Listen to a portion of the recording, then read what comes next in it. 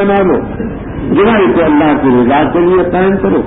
اس کی نصیحت اس کو ہو رہی ہے جو باللہ الجملہ، جو اللہ سے ڈرے گا اللہ تعالیٰ تنگی سے نکلنے کے لیے سبیل پیدا کرے گا اور اللہ رزق دے گا جہاں سے اس کا گمان نہیں ہے. جو اللہ تعالیٰ پر توکل کرے گا رب پاس اللہ اپنے معاملے کو پورا کرنے والے دو فیصلے سے ہر چیز کرتا ہے. اب وہ عورتیں یشنا من المحیط جو حیض سے ناامید ہوگی کیول سننے کی وجہ سے، بڑھاپے کی وجہ سے، انہیں تب تم اگر تمہیں شک ہو، کس بات کا شک ہو کہ عدت تو ان کی عزت کیا ہے، انہیں تب تم کی یہ شک ہے کہ ان کی عزت کیا ہے، تو پھر سن لو تم عدت میں. اسی طرح ان عورتوں کی بھی جن کو ابھی حیض نہیں آیا لم مظاہرے پر داخل ہو تو ماضی منفی کا معنی دیتا ہے. مانا یہ ہے کہ وہ عورتیں جو ابھی تک ان کو حیض نہیں شروع ہوا ان کی عدت بھی کیا ہے، تو طلاق ہوئی ہے ایسی بچی کو جس کو ابھی حیض نہیں شروع ہوئی تو طلاق تو فرع ہے نکاح کا، تو معلوم ہوا کہ نابالغ بچی کا نکاح بھی درست ہے. لم مظاہرے پر داخل ہے، لم مظاہرے پر داخل ہو تو ماضی منفی کے معنی دیتا ہے. اور ان عورتوں کی بھی جن کو ابھی حیض نہیں آیا ان کی عدت بھی کیا ہے 3 مہینے. تو عدت ہوگی طلاق کے بعد، طلاق پر ہے نکاح کا، تو معلوم ہوا کہ نابالغ بچی کا نکاح بھی جائز ہے.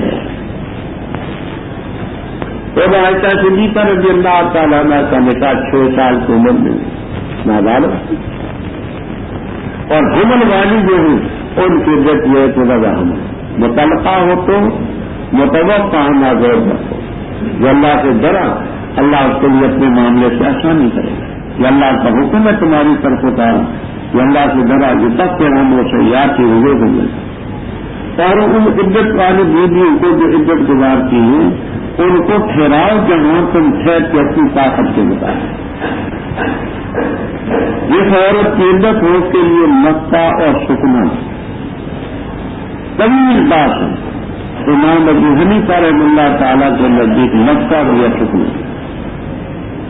دوسرے حضرات مکے میں تو 3 سال کرتے سکنے میں نہیں کرتے، کیونکہ سکنا تو نفس سے ثابت ہے. اسکر ہننا من خیت و سکم تم من بجھو تم، عورتوں کو ضرر مت دو تاکہ تم پر تنگ ہو.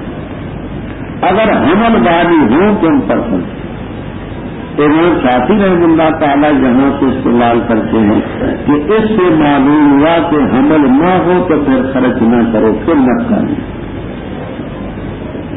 روح المعانی، تفسیر مدارک، ابو شہور، مظہری وغیرہ وغیرہ تفسیروں میں یہ لکھا ہے کہ اس سے جو غیر حاملہ ہو اس کے مکہ ساقط ہونے پر استقلال صحیح نہیں. کیوں؟ اس لیے کہ اگر حائضہ ہے تو 3 حیض اس کی عدت ہوگی. 3 حیض 7 دنوں میں بھی پورے ہو جاتے ہیں، یا 3 مہینے میں تو ہونے ہوں، نہیں تو 3 مہینے. 3 مہینے کا خرچہ تو کم ہے، اس پہ بھی لوگ گھبراتے ہیں. حمل میں مکہ لمبا ہوگا، وہ رات کو بیوی خامن ملے، علوق ہو گیا، حمل ہو گیا، صبح کو لڑائی طلاق دے دی، تو اب خرچہ تو کرنا 9 مہینے. تو اس میں یہ بتایا کہ تین عدت سے نہ گھبراؤ، خرچہ ہم پر کرنا پڑے گا. یہ تو اس نقطے کے لیے ہے کہ عدت لمبی ہوگی، خرچہ تمہارے ذمہ ہے. اس سے یہ سمجھنا کہ اس کے لیے مسئلہ نہیں ہے جس کو گیا کہ حمل نہیں ہے تو یہ غلط ہے. کیا کہا رہی ہے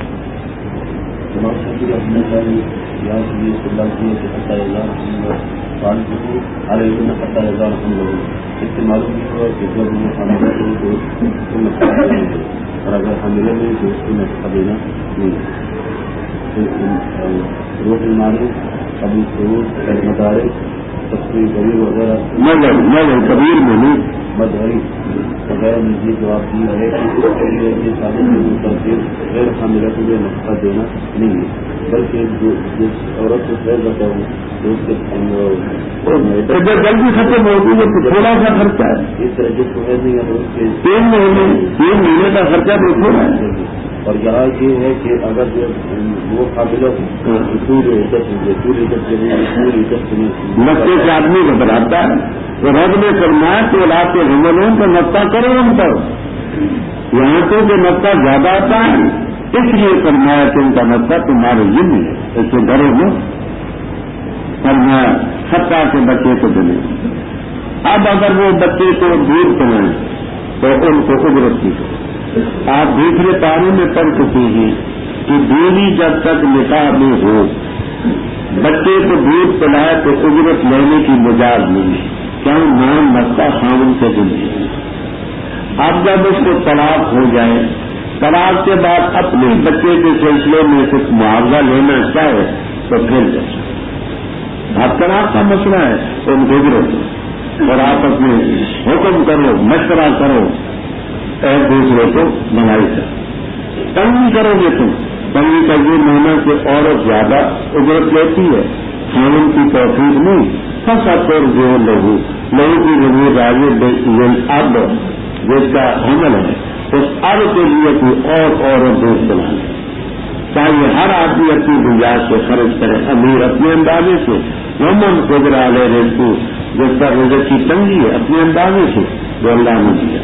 اللہ تعالیٰ کسی نفر کو کی طاقت سے زیادہ کا مکلف نہیں ٹھہرا. اور اگر اس وقت تنگی ہے تو یہ نہ خیال کرو کہ ہمیشہ رہے گی. یقین جانو سید اللہ بعد حسن.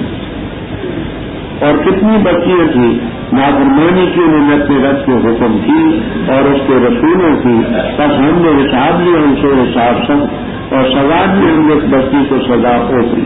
بس چکھا اس نے اپنے معاملے کا ببال اور تھا انجام اس کے معاملے کا خسارہ. اللہ نے پیار کیا ان کے لیے باب شدید. تب ڈرو اللہ تعالیٰ سے اے عقل مندو. وہ لوگ عقل مند جو ایمان لائے.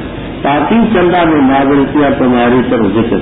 رسول ہے جو تلاوت کرتے ہیں تم پر اللہ کی آیتیں صاف صاف تاکہ نکالے ان کو جو ایمان لائے اور عمل کی اچھے ظلمات سے دور کی طرف، اور جو ایمان لائے اللہ تعالیٰ پر اور عمل کیا اچھا داخل کرے گا اس کو جنات تجری من تحتها الانہار خالدین فیہا ابدا. تاکہ اللہ تعالیٰ نے اچھا فیصلے دے. اللہ تعالیٰ کی ذات تو ہے جس نے پیدا کیے 7 آسمان ومن الارض مثلہن، اور اتنی ہی 7 زمین. نازل ہوتا ہے معاملہ ان کے درمیان تاکہ تم جان دو کہ بے شک اللہ تعالیٰ ہر چیز پر قادر ہے، اور بے شک اللہ تعالیٰ نے تحقیق سے احاطہ کر رکھے ہر چیز کو اجروئی. رب اوپر چند ضروری احکام کہ طلاق عدت کے لیے دو، عدت کو شمار کرو، اللہ سے ڈرو، اللہ کے حکم مانو.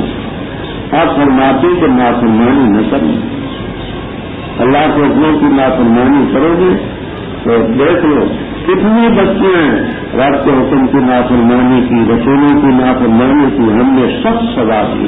اب حساب لیا سخت بڑھ عذاب نکرا پوترا نرالا ادا، اور انہیں اپنے معاملے کا وبال چکھا اور عاقبت عمر خسرا. اس واسطے کر کے رب کی نافرمانی کی کوشش کی. یہ تو خیر دنیا کی سزا تھی، آخرت کی اور دلان مذاب الشدیدہ. لہٰذا عقل مندو اللہ سے ڈرو، اس کے حکموں کی تعمیل کریے. عقل مند کون ہے؟ الذین آمنوا. عقل مندوں کی یہ صفت. اللہ نے تمہاری طرف ذکر نازل کیا. رسول یتلو علیکم آیات اللہ مبینات، تاکہ مومنوں کو اندھیروں سے نور کی طرف لائیں. جو ایمان لائے اچھے کام کیے اللہ جنات میں داخل کرے گا، ان میں داخل ہو اللہ اس کے لیے رزق اچھا کرے گا. اب یہاں رسولن کی ترتیب ذرا مختصر سی سن لینا. 8-9 ترکیبیں اس کی تفسیروں میں آپ کو ملی. میں آسان 3-4 عرض کرتا ہوں غور سے کہ رسولن کی نسب کس سے آئی؟ نسب زجاج رحمہ اللہ تعالی فرماتے ہیں کہ رسولن کی نسب ذکر جو مصدر ہے منظم تنوین والا، یہ اس کی وجہ سے مصدر ہو منظم تنوین والا ہو عامل ہو، تو رسولن کی نسب ذکر مصدر منظم کی وجہ سے۔ دوسری ترتیب رسولن یہ بدل ہے ذکرن سے، اور ذکرن مفعول ہے انزلہ۔ اس پر سوال ہوگا کہ ذکر تو وصف ہے، رسول ذات ہے، اور ذات کو وصف سے کیسے بدل بنایا؟ تو اس کا جواب یہ دیتے ہیں کہ یہاں مزاح معذوف ہے، وہ یہ قد انزل اللہ الیکم ذا ذکر رسولا، ذا ذکر رسولا، ذکر والا رسول، تو بدل بن۔ تیسری بات یہ کہ رسولاً یہ منصوب ہے، ارسلہ فعل یہاں نکال کے ارسلہ رسولاً۔ چوتھی بات یہ ہے کہ رسولاً کی نسب ahnaf.com www.asnas.com نسب عالم اغرا ہے، الزموا رسولاً اتبعوا رسولاً۔ یہ باتیں سمجھ گئے آپ؟ آگے اللہ الذی خلق سبع سماوات، اللہ کی ذات ہے جس نے 7 آسمان پیدا کیے اور اتنی ہی زمین ہے۔ سارے قرآن کریم میں زمینوں کے ساتھ ہونے کے بارے میں صرف یہی ہے، آسمانوں کے ساتھ ہونے کے بارے میں تو متعدد مقامات پر آیا ہے۔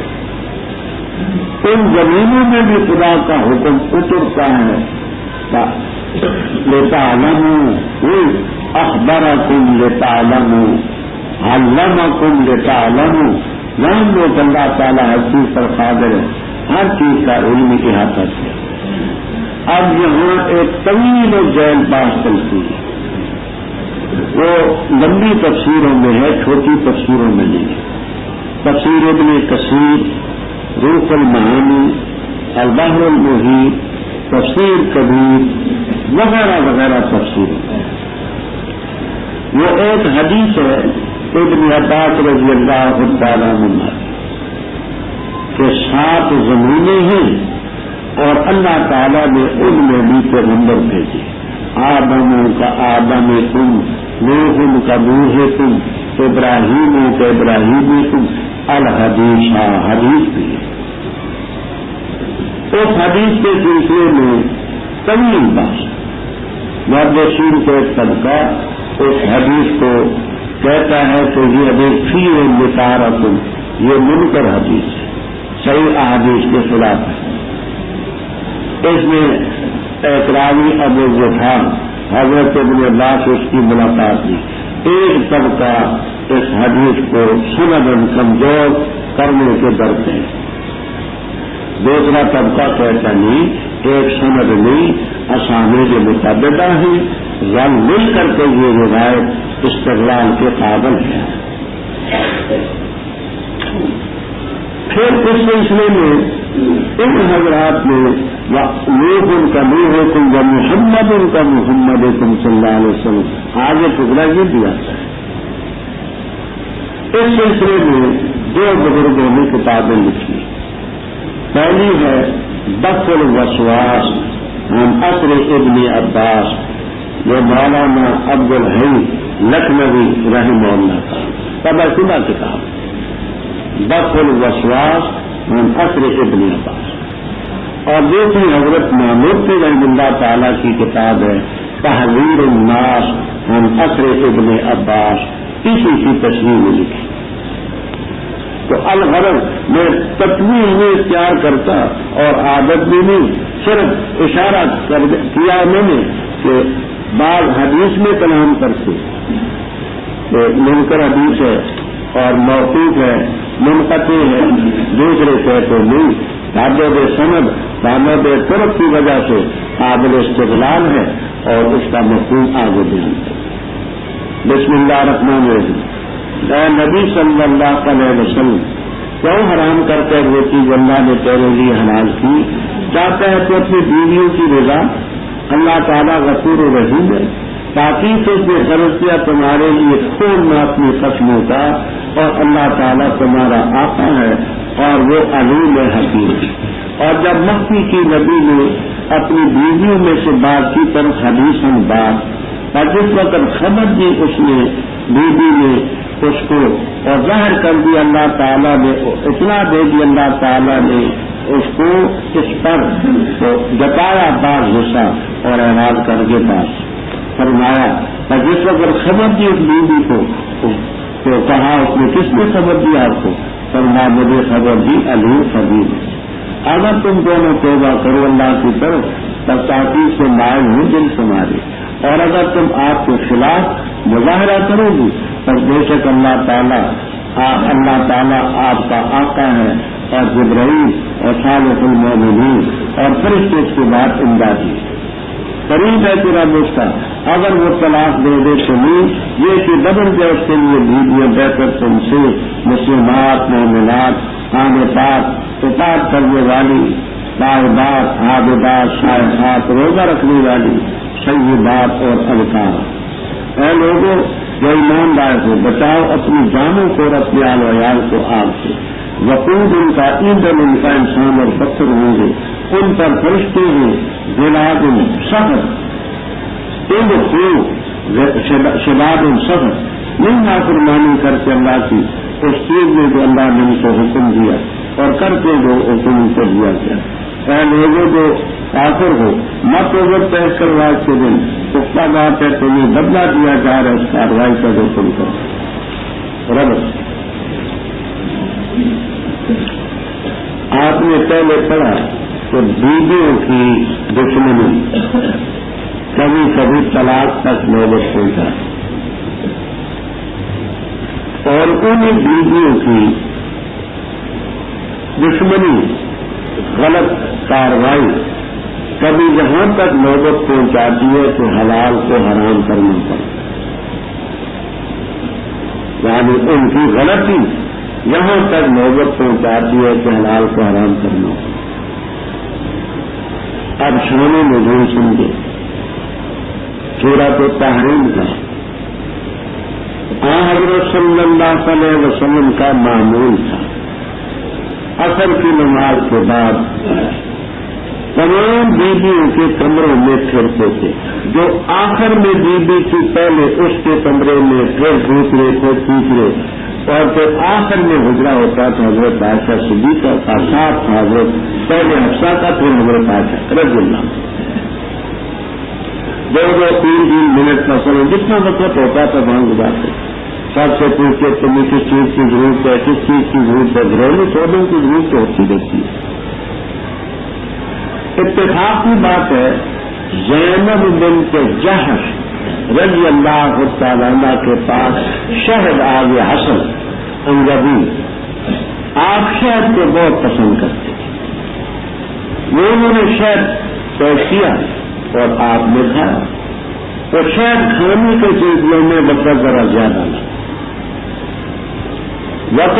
لگا، آگے جب حضرت حفصہ کی باری آئی اتنا وقت نہ مل سکا جتنا ملنا چاہیے، حضرت عائشہ کی باری آئی تو وہ گفتگو میں اتنا وقت نہ مل سکا۔ انہوں نے کہا کہ پہلے آپ زیادہ وقت دیتے تھے، اب آپ بالکل آپ کے کھڑے کھڑے چلے جاتے، بات کیا ہے؟ تحقیق کرنے کے بعد معلوم ہوا کہ زینب رضی اللہ تعالیٰ عنہ کے پاس آپ شہد استعمال کرتے ہیں، تو کہا کہ تدبیر کرو کہ یہ آپ چھوڑ، انہوں نے آپس میں مشورہ کیا۔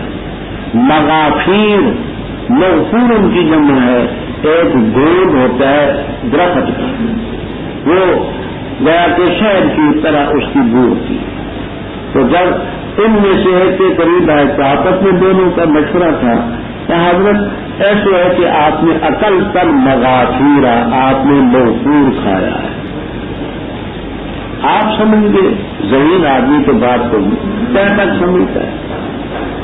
آپ نے فرمایا کہ میں نے لگاتے تو نہیں کھائے، ہاں شرط تو حسن عمدہ دینا، اور اگر تم نے میرا شہد کھانا ناگوار ہے تو میں اپنے اوپر شہد حرام کرتا ہوں، ولا تخبروا بذلک احدا، کسی کو بتانا شہد حرام کر دے اپنی ذات کو۔ اللہ تعالیٰ نے یہ صورت نازل فرمائی، اے نبی صلی اللہ علیہ وسلم کیا حرام کی تو نے وہ چیز اللہ نے پہلے ہی حلال کی، تو اپنی بیویوں کی رضا چاہتا ہے تو اللہ غفور ہے۔ اللہ نے فرض کیا تمہارے لیے اللہ کا مانے تم قسموں کا توڑنا، قسم کو توڑو کفارہ، وہ نہیں کہتے کہ آپ نے قسم کا کفارہ کیا۔ حسن بصری رحم اللہ تعالیٰ فرماتے ہیں کیونکہ آپ مغفور ہیں اس لیے قسم کا کفارہ نہیں دیا، جمہور خلاف کہتے ہیں کفارہ، اللہ تمہارا آتا ہے والا نہیں۔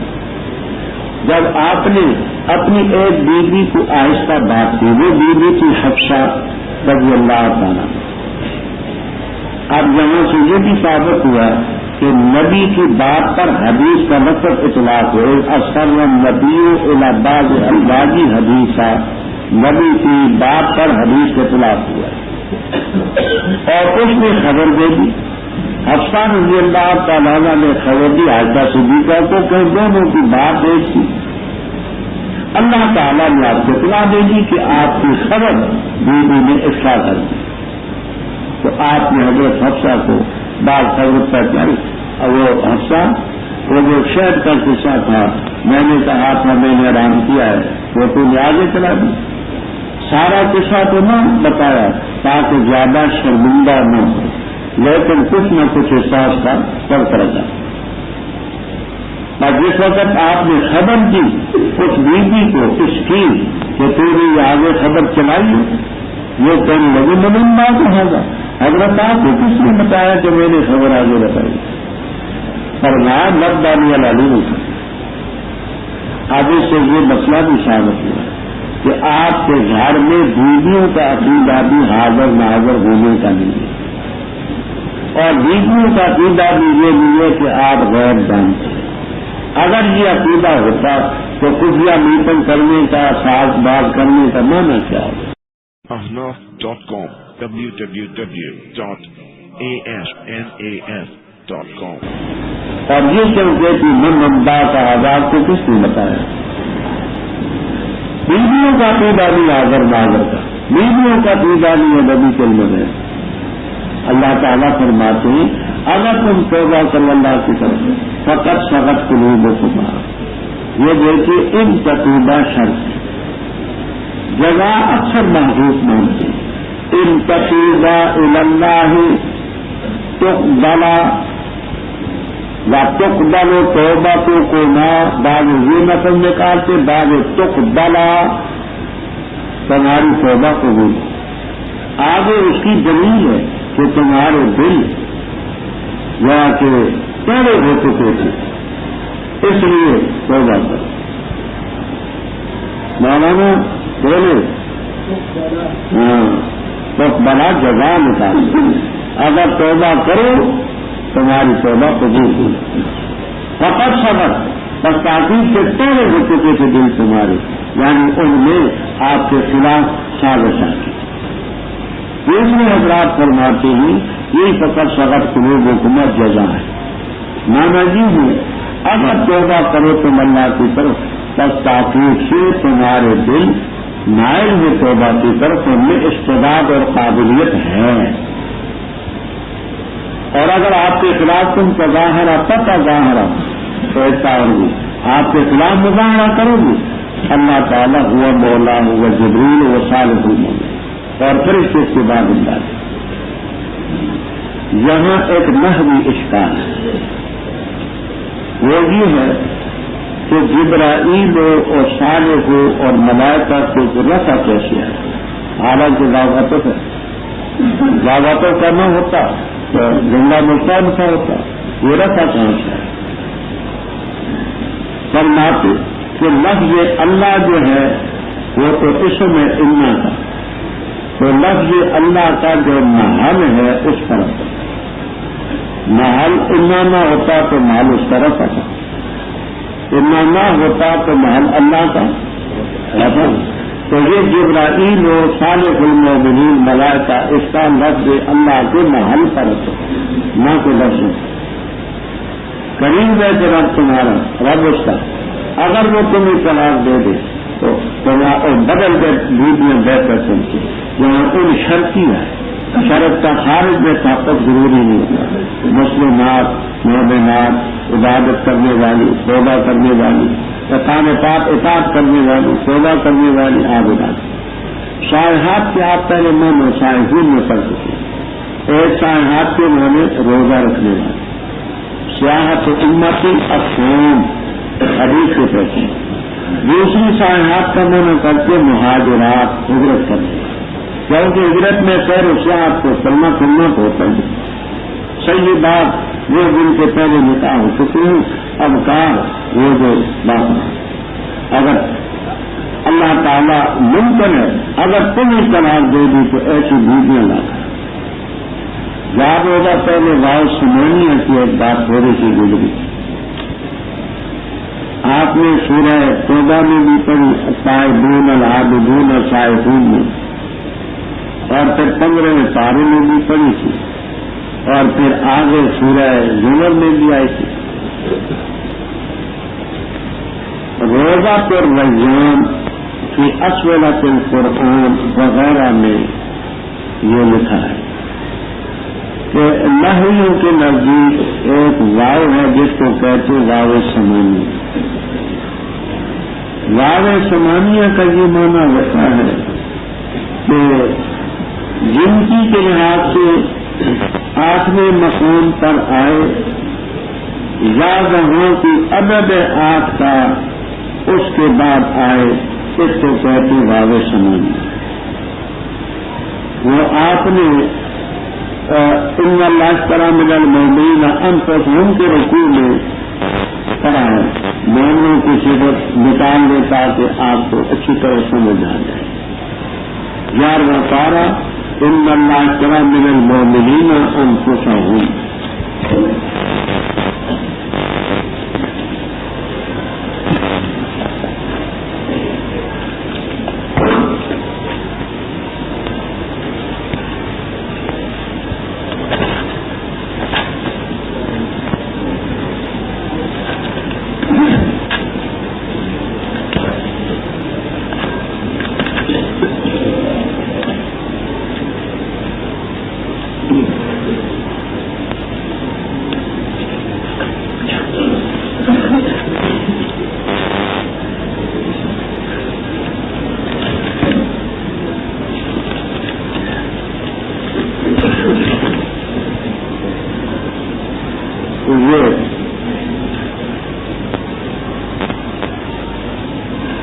گیارہواں پارہ ہے